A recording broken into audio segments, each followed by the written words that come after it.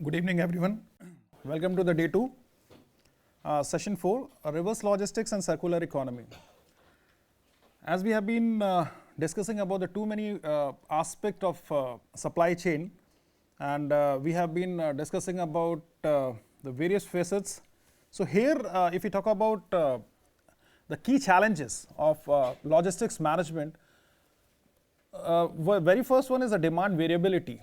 Usually, we have seen at various facets that if you talk about seasonality, one of the example has quoted by the ma'am yesterday. Today, if you see if you consider the example of Christmas, plum cakes, it is something which is seasonal in nature, which is having a very short duration. Calculating that particular thing, calculating the estimates that how much will be sold in a due course of time. So, one particular aspect where we have to talk about the demand. So, then another important thing is unpredictability.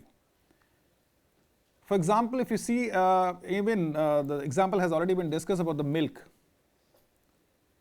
Different seasons have a highest milk consumption, various like quantity of the milk consumption is there. While talking about the milk consumption, because we had a long discussion on, we had a case study also on that particular thing. So if you talk about in Indian perspective, which festival is having a highest milk consumption? Which festival is having a highest milk consumption? Shivratri. Shivratri, okay. Shivratri was a common answer. I was expecting that particular answer. Apart from that, Diwali. Lot of sweets we make and distribute. A lot of sweets are distributed. In Diwali. Yes. So as in Holi also, if we talk about Eid, again the same thing. Sir, like this also, that depends on the state to state. Like us, That's what. Which particular festival? Not restricted to the state. Diwali, sir has said that Diwali, there is lots of sweets are distributed among the family and the friends. The lots of consumptions of milk is there. It's Raksha Bandhan. This is the one festival which has been celebrated across the states, and most importantly, irrespective of the religion too. The biggest part is irrespective of the religion. So, and usually as a custom, we used to provide sweets. So as and when the sweets are there, the consumption of the milk will be higher. So that is one thing. So here importantly, like if you have been into this kind of business, it is something very difficult to understand. And here over the period of time, this is again one of the biggest challenge for the logistics and in totality when we talk about supply chain as a whole. Then we have a rising cost. Labor, it is, if you talk about, it is something which is very, very much important and key part. In formal sector, we used to have a certain restrictions. So in formal sector, it is okay. As in when we have been going into the informal sector, it is something which is tremendous, this variation is tremendous. For example, during the harvesting time, people from Bihar, they used to travel to Punjab because there they used to get a higher salary, higher packages. And at that point of time, during the harvesting season, just imagine what will be the scenario in Bihar. People, the farmers, the big farmers, they used to have a big problems to handle this harvesting time.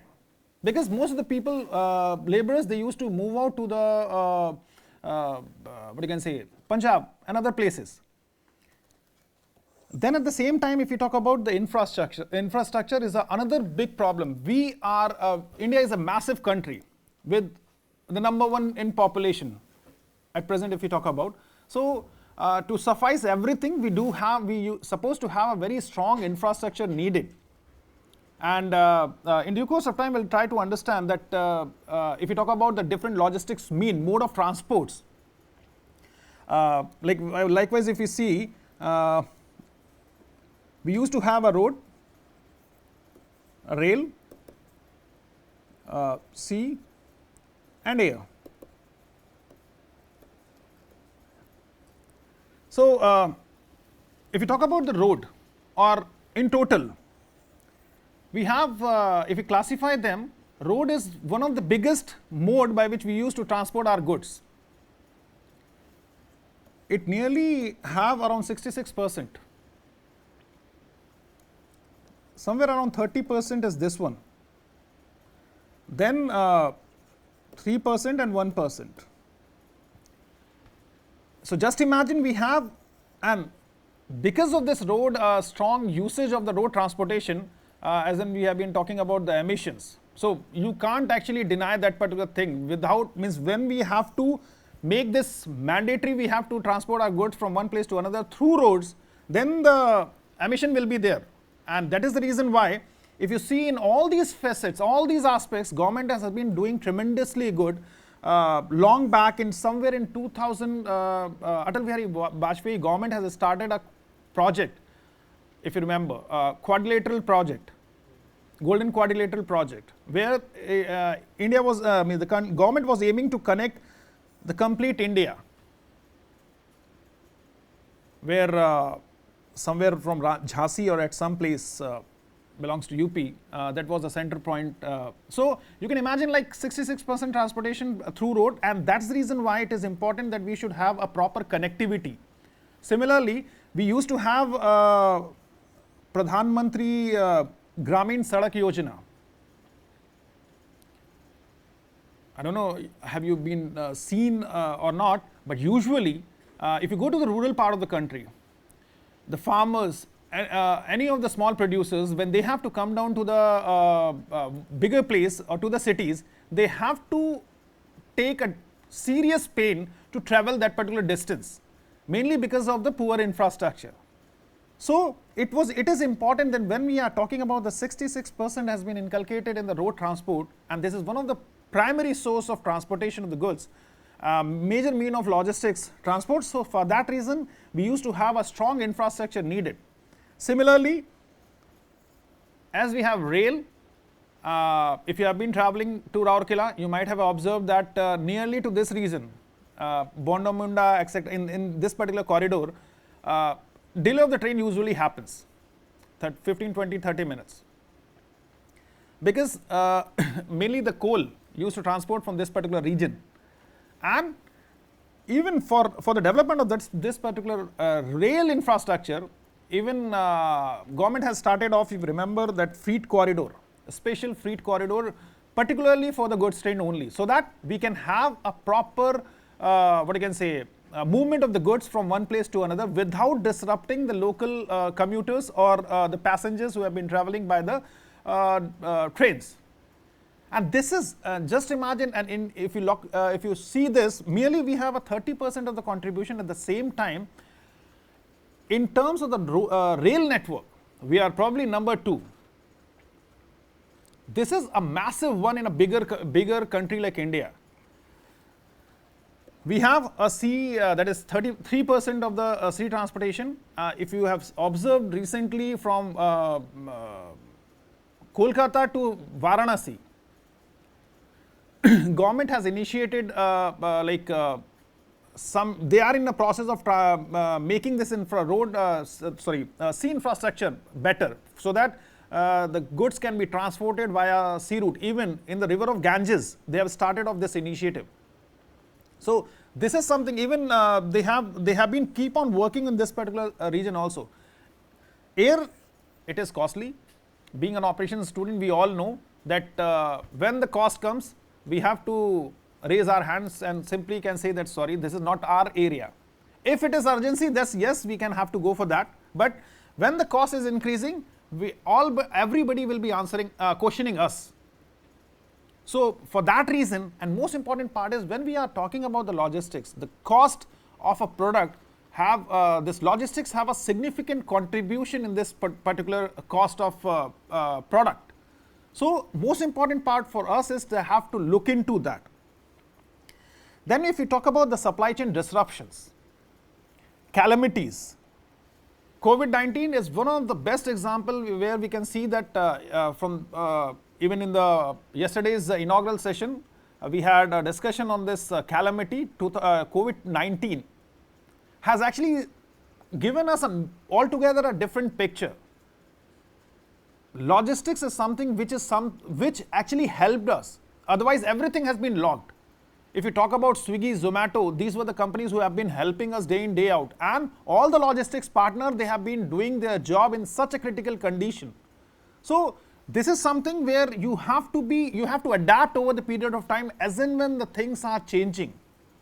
Similarly, if you talk about single vendor, as and when we have a single vendor, Nissan, a car manufacturer, Japan is one of the countries which is usually face the natural calamities, and Nissan is usually if you have a single vendor, there is a problem. But Nissan was one of the company which has, when this I'm talking about 2009 or something, when this tsunami happened, this was the company which has revamped itself within 15 to 20 days. And they have started their operation, they have started transporting their products. The reason is that they have not only been dependent on the single vendor. Then if we talk about the inventory, another important problem or the challenge is inventory. You have been discussed about the bullwhip effect. Inventory is one of the backbone of the complete supply chain. If we miss out something due to some reason, the things may change everything. And one of the example is IKEA.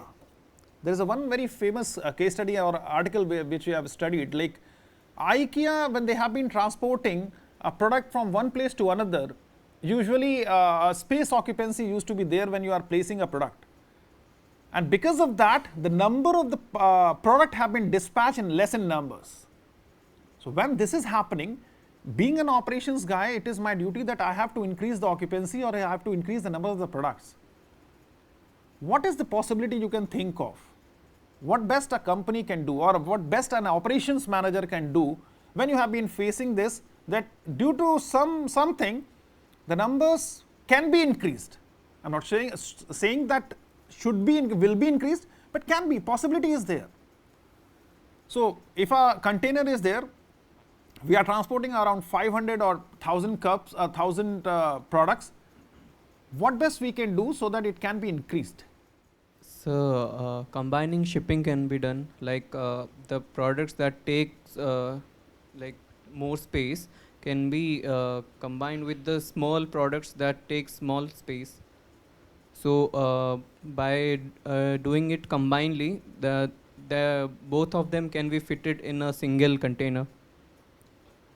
If that opportunity is not there with us, just for example, we have to simply send across the same product. That is the one condition. So how we can do, what best we can do with that? Sir, like a big product is like a bed is there. So for the IKEA, just delivering, dismantle them, and they providing the home delivery. Then the agent will come and assemble them. Like advanced packaging, the proper packaging is there. The bed is not be damaged or anything. The agent will come and at the home and they will just arrange it all. It's an example of a teacup case which has been transported from one country to another, one location to another actually. They modified the shape, doing nothing. Simply modified the shape, has increased the space so that the numbers has been increased. A very simple modification, and the quantity has been increased. So being usually, if you see the most important part while discussing these challenges is like over the period of time, in due course of time, we have seen that even in our introductory session, I told this two words, that consumption and convenience are two important points in this present economy, which is actually disrupting everything. So being an operation is one area which is having a higher cost. In production part, we can't do much of the things. And as and when we are trying to do, it is an additional cost we are trying to incur. So at that point of time, the logistics is one area, means the supply chain is one area where the disruption is possible. So there at that point of time, it is important that when we have to deal with this convenience and we have to deal with the, what you can say, consumerism, it is important that we have, being an operations guy or being a management student, I would say, we have to ponder upon that what best we can do, and as and when the problem arises, we try to go for the solutions. So then we have, if you talk about just in time, this is JIT, which is a most popular term. The term has been coined in operations. Frequently we use this term, and as and when one of the example is the Asian Paint, which we usually we had a case study in during our sessions, where we have been talking about that how Asian Paint has actually turned around its business. Previously, if you talk about two international companies having their foothold in India, after somewhere around 70s onward, Asian Paint has become a market leader in Indian domain. So one thing which they did is, from the marketing perspective, that they usually the companies were British Paints or some company. I'm missing out the name, and there was another company. So marketing perspective, what they did is they reach out to the tier 2 cities. By that way, you can increase your numbers. But apart from that, because Asian means the paint do have their shelf life, and that is another challenge which you usually have. Probably yesterday ma'am was also talking about, if you are transporting one good from A to C and have a certain damage, you have to drop it at, you have to sell off at B point. Here in this case you have a shelf life. So, and this is something like, if you talk about in paints, we have a variety, like it is seasonal. During festivals we used to have our paints, or during marriages. If you talk about, and this is something which we used to paint almost 3 to 4 years once in a 3 to 4 years. So what actually they did is they made a machine. If you have observed, in most of the paint shops, they have a machine. Just they have given that particular variety of the colors they have provided, and the base colors they have provided, which they are actually manufacturing and have been transporting. And here at the shop, you need to tell the color with the variety of the colorant. What they do is they will provide you. Now, if you see, it actually addresses too many things. It is actually addressing your inventory problem, where you are not supposed to keep too much of inventory with you, because it is having a low shelf life. It's a problem. So that they have avoided. At the same time, you can provide variety to the customers. That is another important perspective. Being a marketing student, like I'll be looking for some particular color, you may be looking for some another color. So that need to be served. So that can also be provided. With the one particular innovation, they have solved too many problems. So then we have a real-time tracking. If you see today at this point of time, we are very keen, as and when we book our product from Amazon or someplace, when they used to give us a link where we can track our product, immediately we jump onto that particular tracker and keep on tracking till the time it is not reaching to us. And the day when they told that it will be there with us, it is something like we are keep on clicking on that. But this is also not available with too many logistics company. And this is again because consumer is impulsive. And most important is, it is important that the data, means the product should be moving out, it should be transparent, it should be visible to every stakeholder, whosoever is there, being a producer, being a consumer, that should be available, visible to each and everyone. Otherwise, if it is missing out in between the whole process, it's a problem. So the time tracking is, real-time tracking is not available, especially I'm talking about in perspective, that not available with too many players. That is another important problem. Then we have overstocking. Overstocking lead to the problem to the inventory. At the same time, we have a challenge of warehouses. Warehouses is another big problem that most of the, like FCI is one of the best example, where usually, like long back we have seen in some of the newspapers and articles we have seen that too much of food grain have been there outside, have been wasted. At that point of time, and you just imagine, as like ma'am was talking about yesterday's example, there is one particular plant which used to give you oil. It has been grown in a northern part of the country, where it gives you a better return, so people started growing that particular plant. As and when there is a high supply side, the product price crashes, and the farmers have been suffered a lot. So there are too many things are there. If you have become too much eager to go along with the wind, there is a possibility that you will lose the market. So we are supposed to be decisive. Not necessarily we have to go according to the trend. So there overstocking is another problem. Technological interventions, as ma'am has already discussed, so I will not get into that. Even the data privacy, probably ma'am has discussed in detail about yesterday for that. We are sharing everything. The companies are not sharing anything. So that is something which is big to digest. So then finally, if you see, the biggest problem at this point of time is the sustainability pressure. As a normal person, we consider sustainability as a environmental dimension, but that is a problem. Sustainability is not only stuck to the environment perspective. It talks about all the three dimensions: environment, social, and governance. And as a management student, our job is to sustain the business along with everything, because if the business will sustain, then only the business management will grow. So that we have to keep in mind. So here, and when we are talking about this, it is important we have to look into the various sustainability pressures. Environmental regulations.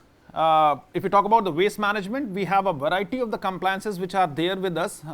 Solid waste, we have a e-waste, we have a plastic waste regulations, 2069 regulations if we talk about. So we have a waste regulations, we have carbon footprint or emissions, as we have been talking about. Being a logistics company in the logistics sector, this is primarily moving through the roads and using what you can say, petrol and other diesel. So that is again leading to the emission part. So either we have to find out some better solutions, or that's the reason why the electric vehicles have been pushed a lot by the government of India. Government has started giving rebates into the taxes and various other things, and even variety of the green options transportation options are available nowadays. But we are big, we are huge, we need a huge infrastructure, we need a big setup to actually move on to the green solutions, to address the carbon footprint or the emission problem. Resource scarcity. In our inaugural session, sir has already talked about in detail about the we have a capacity of paying 400 rupees, but we do not want to pay some 100 rupees or 150 rupees. And even if you see this resource scarcity, or if you simply try to understand that even the solid waste at our home, we usually, if we go by the statistics, it is on a small city, in a small cities, somewhere around 300 grams per person we are waste is generated. If you are going to the middle cities, in India I am talking about, nearly around 400 grams. And if you are going to the big cities, it is 500 grams of waste have been generated. And per day I am talking, per day, per person it have been generated. Just imagine how much land it will take, and most important part is that majority have been going to the landfills. So these are the certain things that we have to look into. Then if we talk about the energy efficiency and circular economy is something that is a very interesting aspect, which talks about too many things, and we'll try to discuss that. Here, anything which we have been discussing about is mainly talking about the environmental dimension. In addition to the environmental dimensions, or just only the environmental dimensions are the reason behind the sustainability pressure, or something else also? Do we have any other thing to address irrespective or in spite of environmental pressure, or something else? Also the dimension of social dimension, sir. where we have to look upon, because all whatever we are doing in operations, be it logistics or our production or consumption, our society is also getting affected, and one of the SDGs is also regarding eradication of poverty and a good livelihood, providing a good livelihood. So that social aspect also needs to be considered, sir. Consumer expectations is another, like today we are, as we have been moving toward the green, consumers' expectations are very much higher. With the consumerism, if we talk about, probably Walmart, they have talking about the footprint, the carbon in their products. They used to talk about the how much carbon footprint is there, that they used to mention. So it actually pushes us as a consumer toward the consciousness that what actually we are doing to the environment. So that is the one perspective. Similarly, if you talk about transparency, transparency is something that is supposed to be needed. You might have seen there is a YouTuber who have been talking about sugar, Bonvita if you talk about, Nestle if you talk about, baby milk, the powder milk which we are consuming. So these they have been keep on, means the sugar content which we are consuming is too much high in comparison to the European countries. So for that it is important that we have to take care, means we are supposed to be very careful when we are getting into this, and it is important that these are the certain social dimensions. If we talk about, according to the statistics, India is becoming a obese capital of the world. Reason is very simple. Here we are not discussing into the what you can say civics part, but if I tell you that usually from the generations it has been told that we need to avoid 3 white things: salt, Sugar and flour, like white flour. yeah. And if you talk about the salt, sugar, jam, 60% or 66% sugar in Indian jam. I am talking about Kisan jam. It's a mixed fruit jam. Bonvita, FSSI recently they have they are pushing behind the baby products of the Nestle and others. Mainly because if you see, if a small kid is consuming that much of sugar, which is a baby product, supposed to be healthy, supposed to be well taken care by all the possible compositions. If that has been the scenario, this is something which is very critical. And health is something which is on the top apart from any other thing.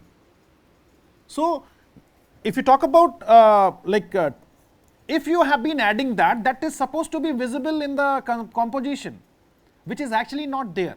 And people, means the consumers, we are not very much aware. So that transparency is supposed to be there.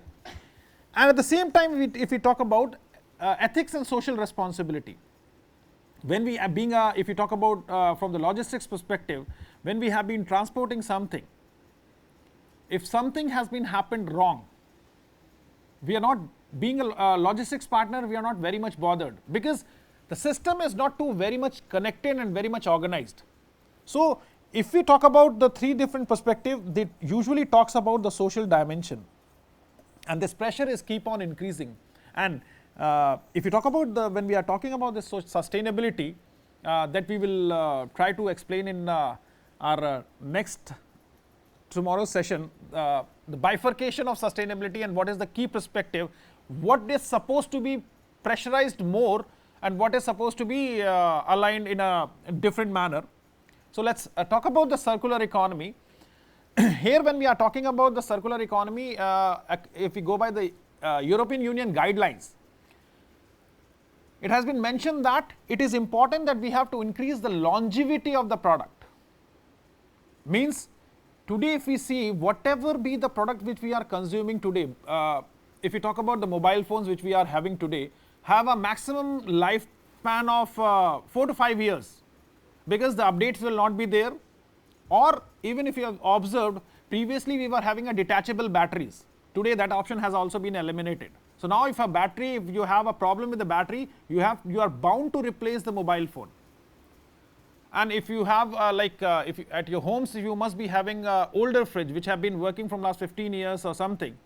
They have been doing well.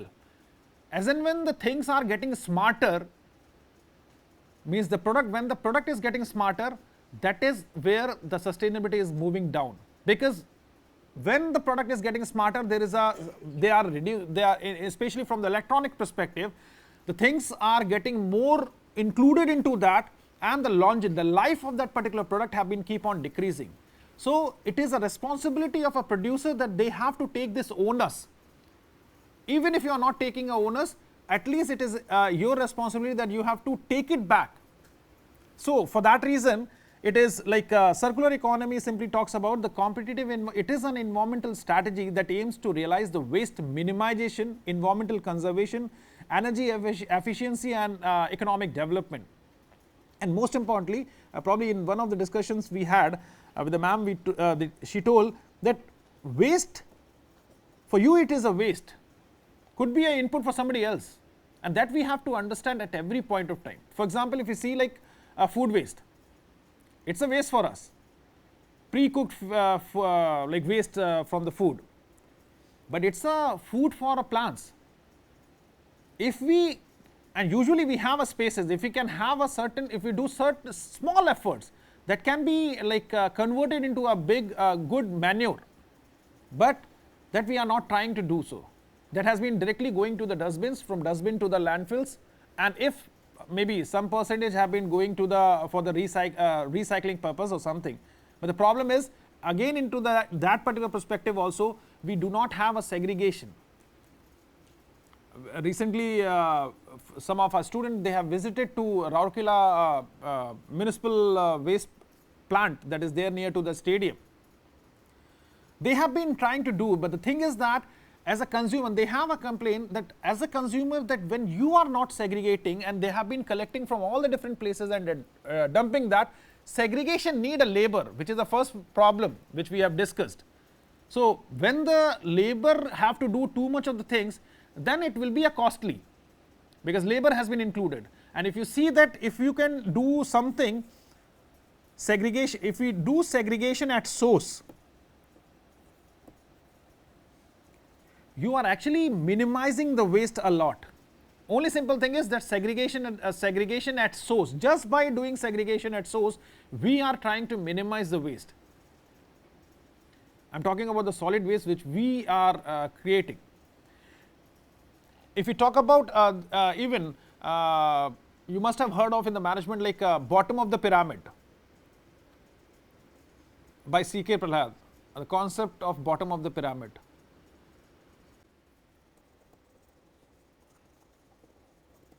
One of the great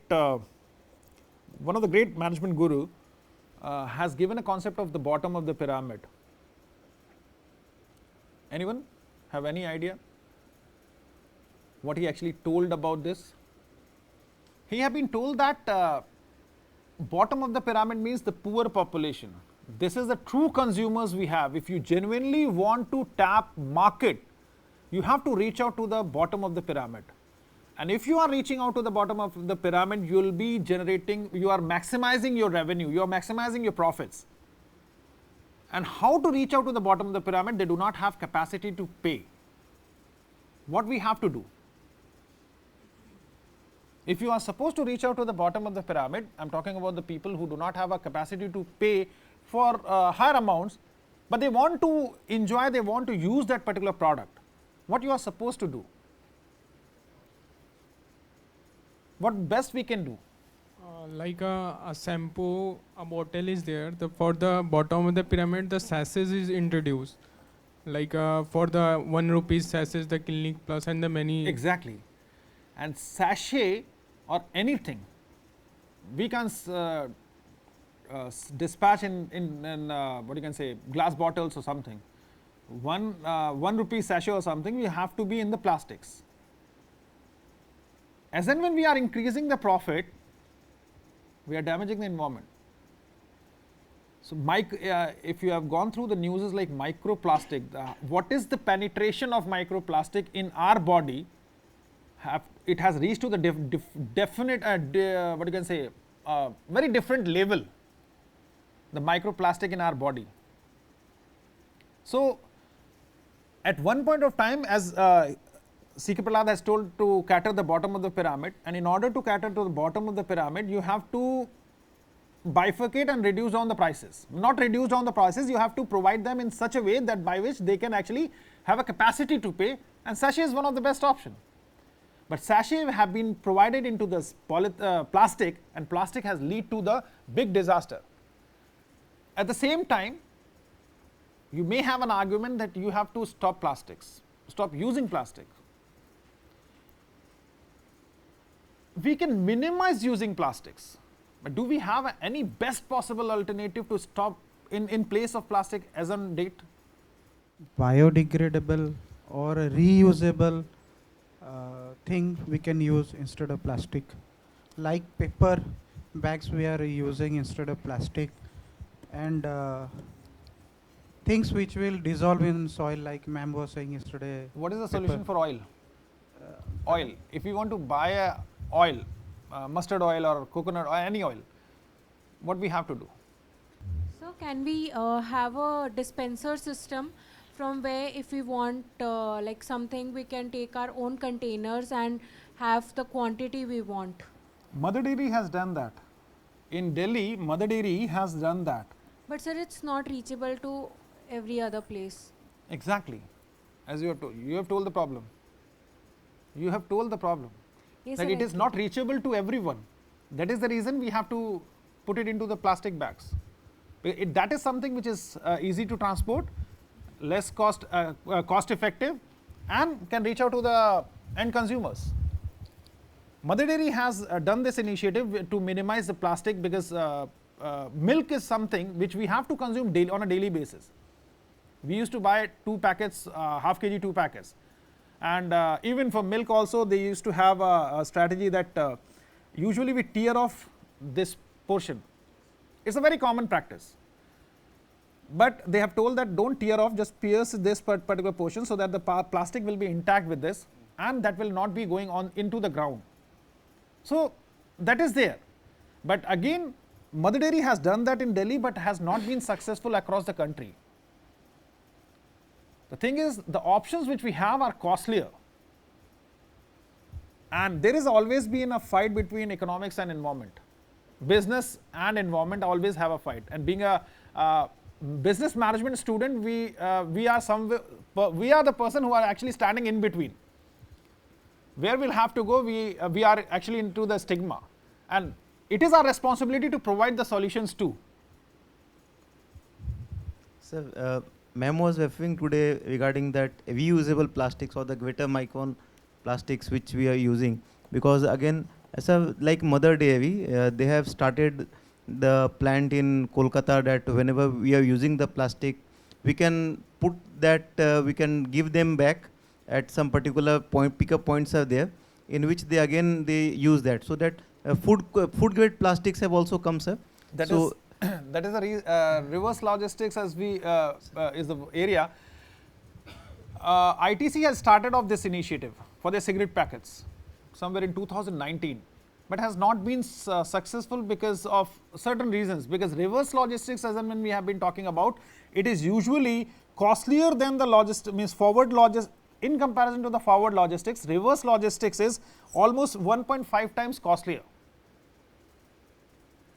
And for that reason, as and when a company is picking it, either they can actually work out on that, otherwise it is of a kind of a producer's responsibility. So even if you look at this particular portion, from 2000 onward, the consumption of plastic has been increased drastically. Mainly because we have to cater to the masses, it is affordable, and we do not have any possible alternative to that. So for that reason, over the period of time, it has been increasing. And the only thing, if you look at, in order to minimize the consumption of the plastic, is the sense of responsibility that we have to take.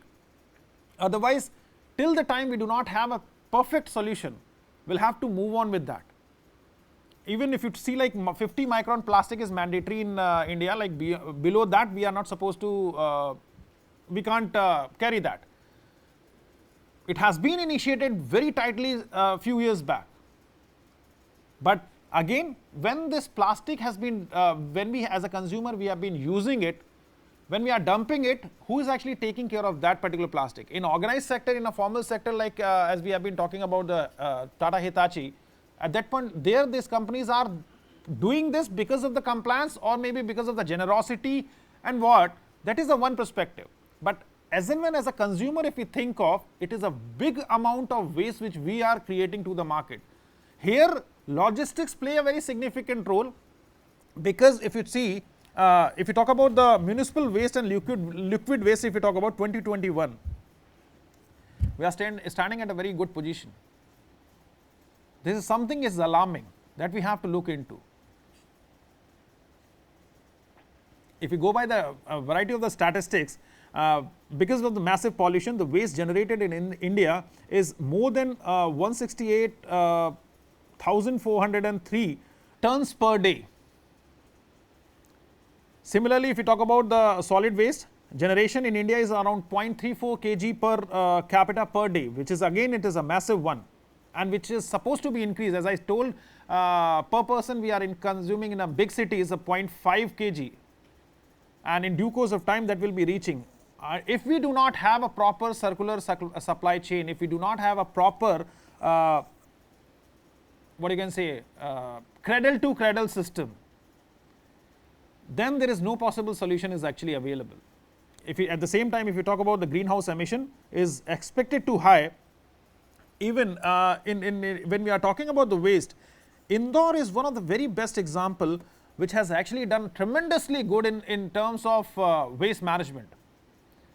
This is a one city which has been from years have been number one in as a cleanest city as such, and they have actually cleared around 100 hectares of land in the city itself. If you see, if anybody has visited Delhi,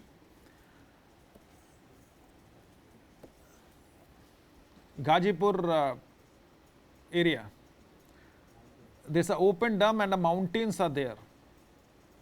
So these are the things which we have to, being a responsible citizen, we have to think of. And here the most important part is not only logistics.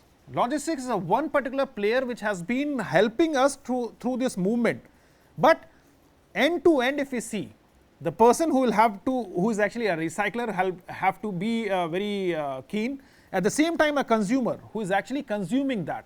So here it is important that both the players, being a consumer, being a producer, we are supposed to be very careful. And for that reason, we used to have a circular supply chain model which is talking about from the cradle to the cradle, supposed to be there when from the starting point to the end point, it is coming back to the system again. If it's a waste, for example, a food plastic which has been a product have been packed in the plastic, consumed by the customer, should be returned back to the recycler or to the producer. Then we have a recovery and a recycling model. At the same time, we used to have a product life cycle extension. As we talked about, European Union has mandatorily told that you have to extend the life of the product.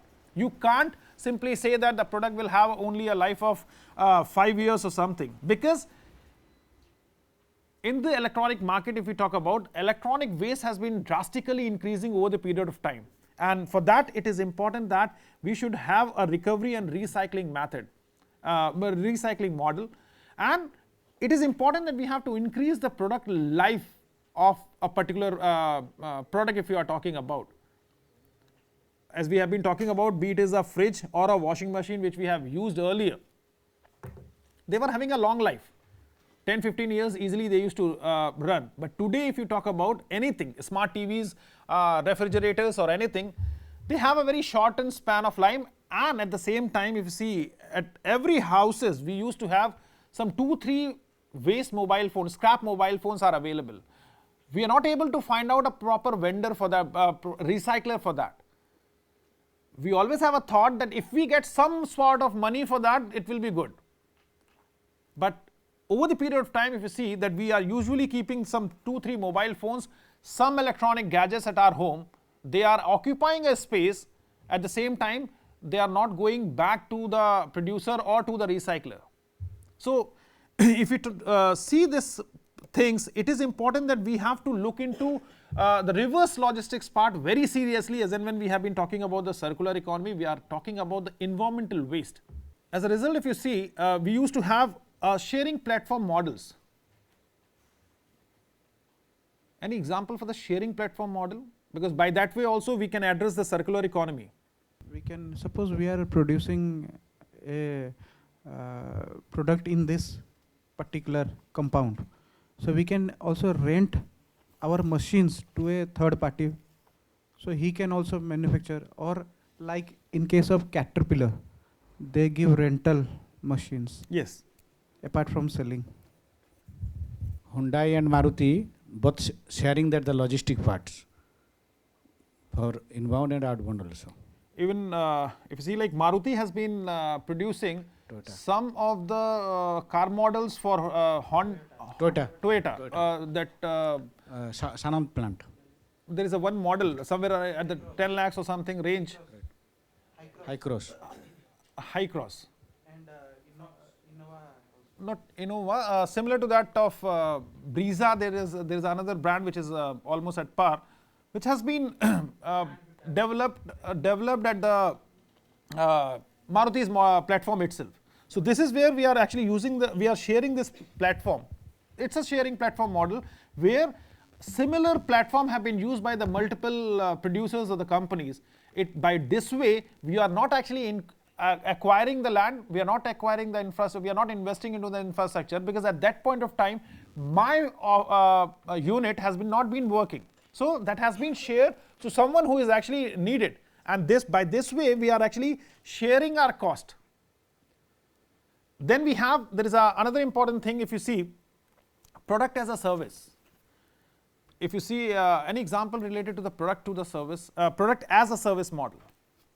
Sir, I'm AMC with the customer, that I'm selling some product to my customer, and I'll provide the service for the whole life or some time frame. That is a service warranty which a company have to offer. But product as a service is where your product will be used as a service only. You are not selling a product. So like Sany, we heard that Sany is entering into Indian market. Initially, to gain sales, they offered the product to the customer on a EMI basis. You take the product, you use it, you pay in EMIs. Actually, there is a company, one software company in Bangalore, which long back I'm talking about. They have this particular facility that if you want to start off your business tomorrow, within a day time, they will provide you a full-fledged rented infrastructure. Everything, building, computers, every possible things. License is your responsibility. Rest of the things will be well taken care by the company here itself. So at any point of time when we are offering a product as a service, it actually increasing the life of the product, because product have been owned by the company and you have been using that. So for that way, if any wear and tear is there, if any maintenance is there, that will be owned by the company itself. So by that way, we are increasing the life of the particular product, and this way we are minimizing the waste. Similarly, if you remember that OLX is another good example. In big cities like Bangalore, where even homestays, there are some successful examples are there. Studio apartments. So we have the washing machine concepts in the Western countries, sir, where the washing machines are kept and we can use it as a service also. So you have to pay a nominal amount and you have to use that yes. service. By that way, actually you are not supposed to own the particular product. And when we are owning a product, we have to add too many costs, the wear and tear cost, maintenance, and lot many things. So we are paying a nominal amount of thing and we are nominal amount of money, and we are actually enjoying that. Now, when we are talking about the circular economy, if you look at the positive side of this concept. It is having a very significant potential. Around 4,500 billion value realization is still waiting for us. It is, if you go by the KPMG report, it says that it is saving estimated around 624 billion by 2050, but still it is saving something. And most important part, which is quite important for us, is that the number of the jobs this area is going to create. Circular economy is creating a ample of opportunities. The only thing is that we have to think of, because waste is everywhere. Only thing is that we have to connect the dots. If we are able to connect the dots, opportunity is ample in this particular sector. And when we are connecting the dots, the most important part is the thing which we need. If we are going by the forward logistics, here we have to think of reverse logistic aspect. Then if you see 24 million jobs are there related to the renewable energy area, and the most important sectors which are going to be benefited is the logistics, because by end of the day, product and the waste, or services or the waste, they have been scattered in and around us. The only thing is we need to connect the dots.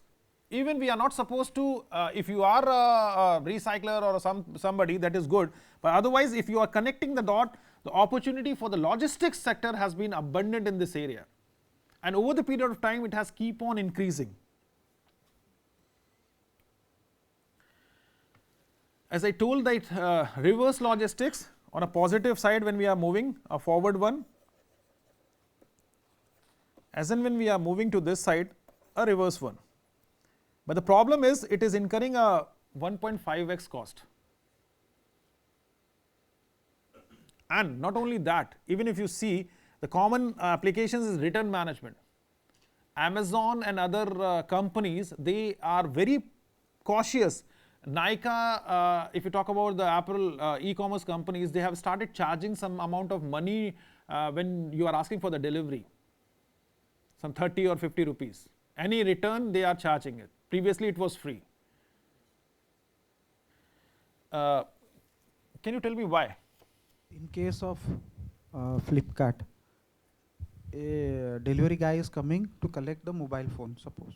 So he is taking his time and effort in inspecting the conditions of the mobile, and accordingly he will place the value. So why he will take the interest and the risk? Owners, So he will be getting some incentive. Customers' responsibility. Usually, you might have heard of this term called wardrobing. It's very common. We order a cloth,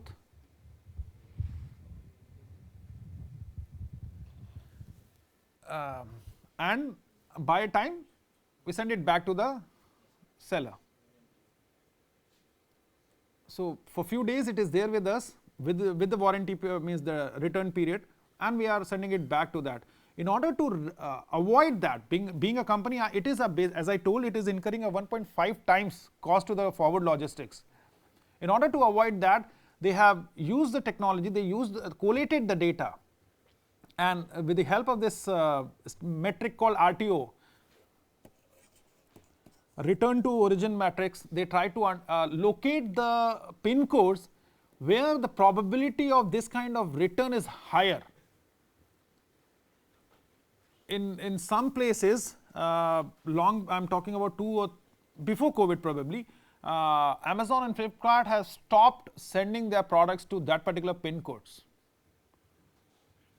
Mainly, especially on the cash on delivery items. Mainly on the cash on delivery. If you have already paid, then it is your risk. But if you see, they have done that. I'm talking about some of the regions. I don't want to name that locations, but that has been done. So just imagine, because here companies are ready to do that. E-commerce companies are doing this reverse logistics, but they are even if they were incurring a cost, they have been doing it because the consumers are smart. company supposed to be smarter. Then we have a warranty returns. So many things have happened in between, resulted into change in the different set of policies.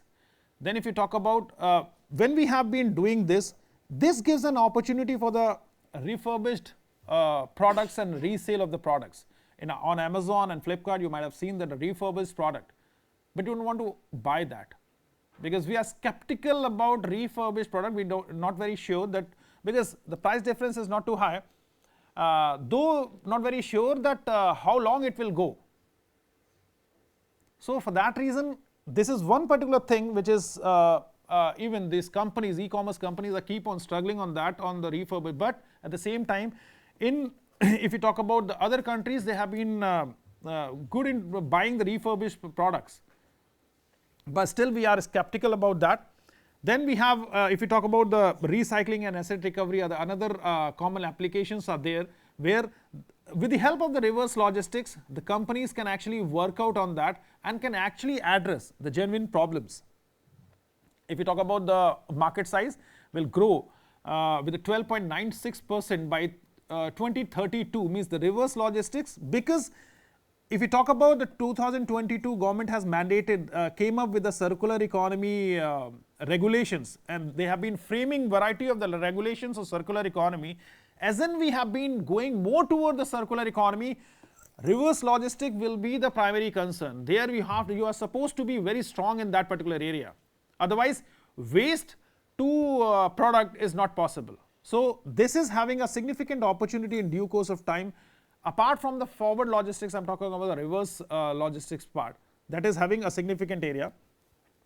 Leading to the reverse logistics, if we talk about all these big logistics company, they are very good into that. DHL, UPS, if you talk about, they have been doing tremendously good in this particular area. But the problem lies with us is that usually we do not have, for example, if I tell you maybe in a case study, we have a very small case study that we will try to cover. There, this is a simple model where what you can say, integrated collection centers are there, have been gone to the fulfillment sector and formal recyclers. But the most important part, if you try to understand that, this you might have seen, your kit bag, sustainable kits. Like it's a jute bag, a sustainable product. If you talk about this bottle, it's a clay bottle, and biodegradable pen have been procured from Bangalore, Delhi and Kolkata, 3 different places, and have been conceptualized as a sustainable kit. Now, as you have been, though it have I believe that it has been packed till date, your bottles, but if you see this, the distance which has covered is 1482 kilometers from Delhi. Kolkata is nearby, but if you look at this small ball, that biodegradable pen has traveled 1700 kilometers. We are calling it as a sustainable kit. Question comes, what is sustainable in it? Isn't a concept of greenwashing which you are talking about? Actually, could be. Could be. But greenwashing is something where we are manipulating with the product. It's a pure clay bottle, so that is not there. Jute bag is pure jute bag, even that this is a recycled one, and this we have tried but not very much tested that the plant will grow or not, but it's a biodegradable pen. Now, considering all these perspective, when we are talking about, and we have named it as a sustainable kit, is it truly sustainable or something else? Or what do you feel when, as I told that it has traveled around 1482 kilometers, 500 kilometers and around 1700 kilometers? Basically, during transportation, whatever the energy emitted in terms of emission or any wastage towards the environment, that itself deviates from the sustainable part. Correct. Emission. Something else? So what ma'am had deliberated in today first session, that particular calculator, the carbon footprint calculator. So if we put that in the formula, so a lot of carbon emissions have happened while transporting these products from different parts of the country, sir. Correct. So emission is a one key aspect. Apart from that, any other observations as an operations person? So if these products are indigenously manufactured, They are all indigenous products. so if they are manufactured within Odisha or near to Rourkela, sir, if you can set up manufacturing units like that, so that logistics and transportation can be avoided, sir. Actually, the term, as and when we are talking about the term sustainability, it comes with a cost, unfortunately. These products, the biggest problem is the distance these products have traveled. And not only the distance they have traveled, in addition to that, if you have seen this, the bottle have been packed because it is a breakable product. So it has been packed in such a way that it should not break up, because obviously it has been traveling a lot. So there is a waste which is coming out of that. That is another big problem. They are sustainable, but the packaging part is a problem. And in addition to that, being a user, neither we do not have such options where we can actually give it back to somebody who can actually use it, or some other options. So as and when we have been talking about the what you can say sustainability, the most important part is that distance is something which will always add emissions, means will be something which will have a negative side. If, as you have told, that if it is a local grown business, it would be genuinely sustainable. But the problem is that this is actually not feasible. Locally grown, people are not willing to take this initiative to grow this, to build this. Which is, if you see this biodegradable pen is nothing big, big science, rocket science is there, but people are not ready to do that. Clay business is almost everywhere, every corner of the city. You will go any city, you will find out this, and which is not too much technology is needed. So as jute bag, we can say that yes, it is something in a probably grown in a West Bengal area, so that is okay. So one product, if it has been traveling, then emission could have been reduced, and at the same time it has been increasing the opportunity for the local people, local businesses also. Considering every dimension, it is, when we are talking this term as this kit as a sustainable kit, by end of the day, if you see, sustainability, as I said, have a cost. So when we are looking for any options as a sustainable option, you'll have to find out that every time it is actually adding a cost to us.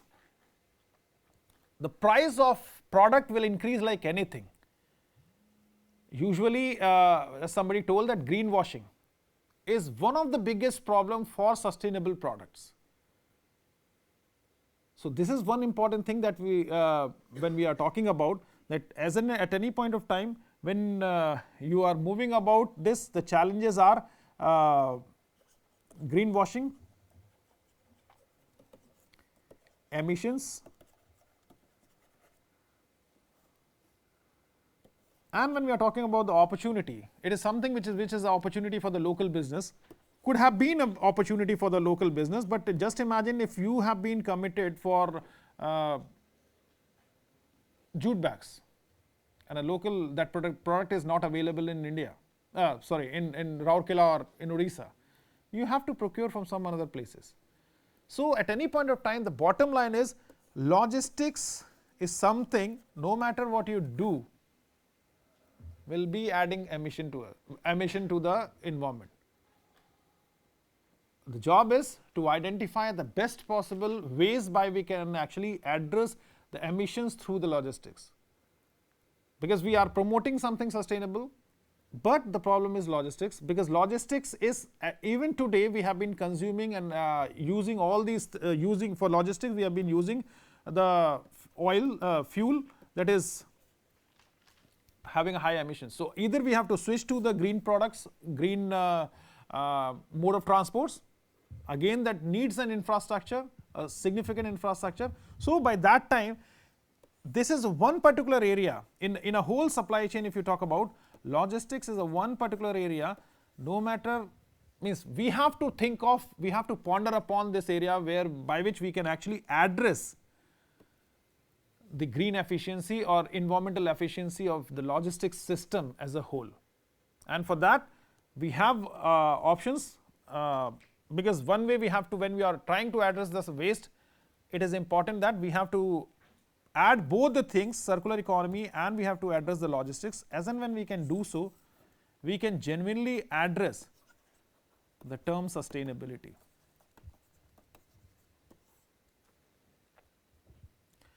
So with this, if you have any query, you may ask. So by replacing this fuel cars with these EVs, so we are not doing a greater good to the environment, because again, sir, we are, by replacing the fuel, we are again going to the electricity which is being generated again by the thermal based power plants. So in a way that again, Recently, UK has started off their coal power plant, which has They have been stopped for a very long period of time. Sir. Because the demand has been demand has increasing, increased. they have to address the consumer demand. So the very first two things, consumption and convenience, lead to everything.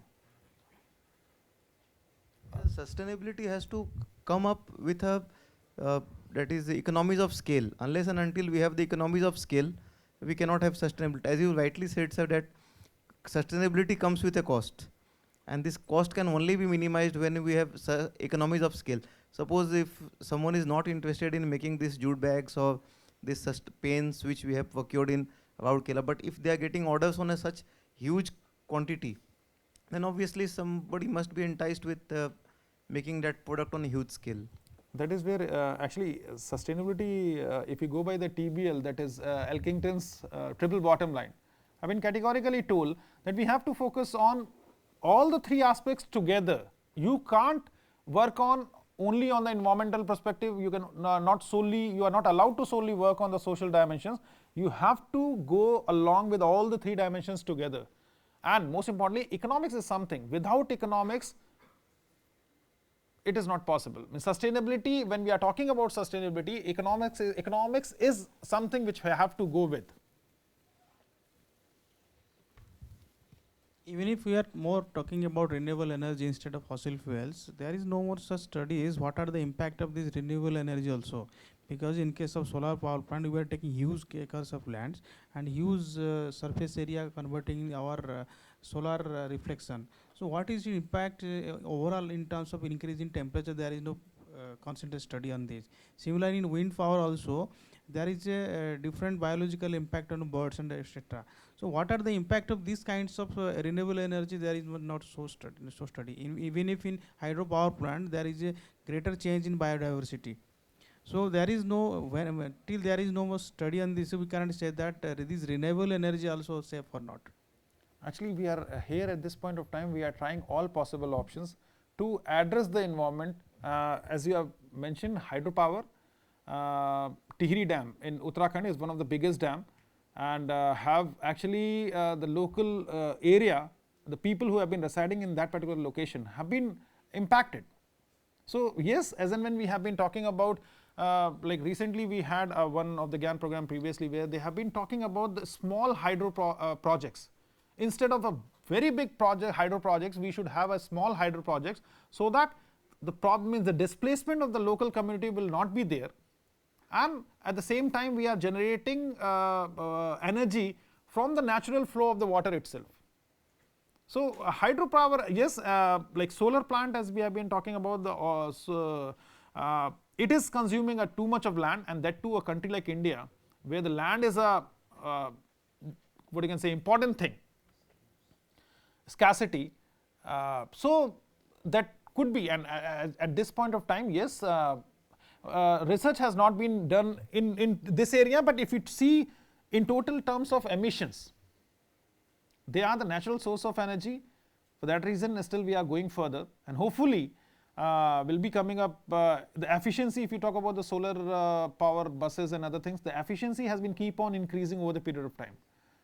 But we need a huge infrastructure in order, as and when we are making it as a more compatible and convenient source. So that for that reason, we need to have a strong infrastructure needed, and in due course of time, will be. Because in most of the big companies, they have been offering EV cars to their employees, so that the emission part will be lesser on the side. And it is an evolving stage, means we are not pretty very much sure, like once Donald Trump has said, nature will take care of itself. So that is the one perspective. But sustainability, if I would say that sustainability is something which is a medicine. It can actually it can increase your longevity, but the death is something which is indispensable. So that we have to understand. Thank you.